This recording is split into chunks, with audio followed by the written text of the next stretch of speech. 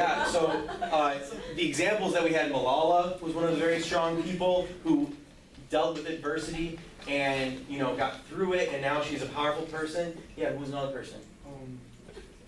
Harriet Tubman. Harriet Tubman, and what did she do? He was the leader of the Underground Railroad. She? Yeah, excellent. Dylan. Yes, what did Ellie do? He survived being at Auschwitz during the Holocaust. Absolutely. Eric, you had one. Eric. Sorry, go for it. Dylan was up there. He put himself up there. Yes, Dylan. And Dylan, what did you do that showed resilience? Going through rough times such as a divorce when I was 6.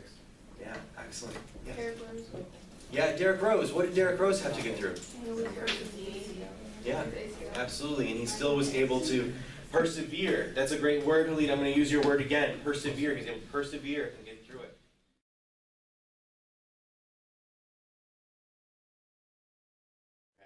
Okay. His name is Wolfgang. Pretty cool name, huh?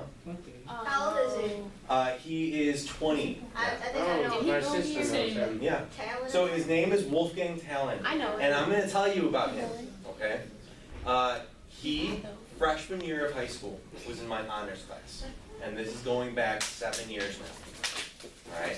And he was one of the, if not the most, naturally intelligent people that I've ever taught. He just had it. So smart, incredibly smart.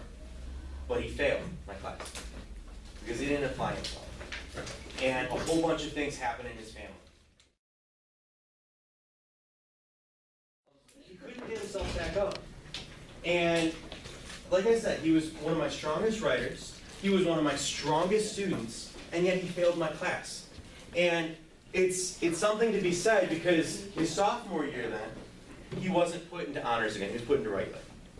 And then the referrals started happening. He got referrals for fights, he was leaving school grounds, he was smoking, he was doing things that he shouldn't have been doing. And he ended up with 37 referrals. 37. And at that point, he left Shepard and he went to our alternative school. And at that point then, he decided that he needed to turn his life around. He decided, you know what, this is something that I don't want to have continue in my life, and he's really turned his life around since. He's joined the Navy, and now he's part of the Navy. He's gotten through boot camp. He feels that he is someone who has changed for the better, and he's shown resilience in a whole bunch of ways. So even before he gets here, how does someone like that, getting through that time and making it through, show resilience?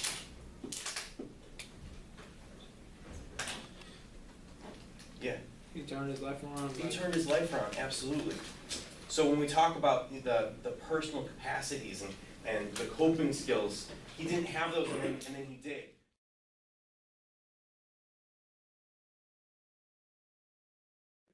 All right, so I told the class that you were in my English 1 honors class. Freshman year of high school, yeah. Freshman year of high school. I was.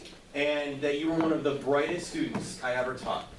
But right around that same time, things started to spiral for you. Yeah, I just didn't apply myself, more or less, if that's what you want to call it. So why don't you say? what do you guys want to know? Why don't you tell us about your story? All right. Well, I'm Shepard alumni, as I'm sure you guys have been told.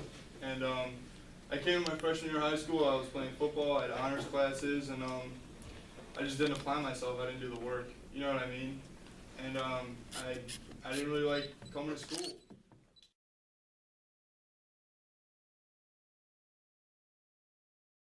Basically what happened was I got to a point where I knew college wasn't for me. Couldn't afford it. I didn't want to go. I was too busy hanging out with my friends and not concentrating on bettering my life and myself. You know what I mean? So an Army recruiter initially came to my school. So I started talking to him, and basically what happened was, after working with them for so long, I realized it wasn't for me, just Army life in general and stuff like that. So I went to a Navy recruiting office and I talked to them and everything like that. So I ended up depping in the Navy last year around April, and it's awesome from this point. I mean, college, it's totally open, it's free. I mean, all the benefits you get, like, I went to boot camp in Great Lakes in Illinois. It's about an hour away from here. And I just got back from Virginia. I was on an Army base in Fort Lee. I'm home for 2 weeks on leave, so that's all right. And then I go to San Diego, California, on an aircraft carrier. So it's about 5,500 people.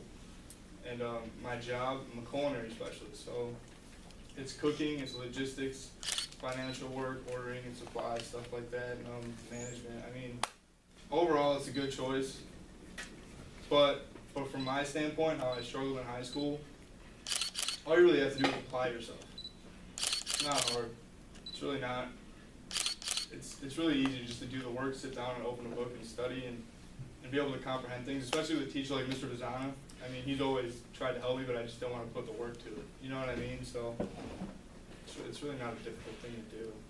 But yeah, I realized school wasn't for me. So I just say put yourself through, just open a book and actually try and comprehend what somebody's trying to tell you. You know what I mean? It's good. It's definitely a good life experience so far I've had, and nothing but positive things. I mean, can't really tell you any negatives about it unless you end up working a minimum wage job for the rest of your life. I mean, I don't get paid a lot of money, but it's the people around me and the things I've learned and the concepts you're able to grasp and what people can teach you.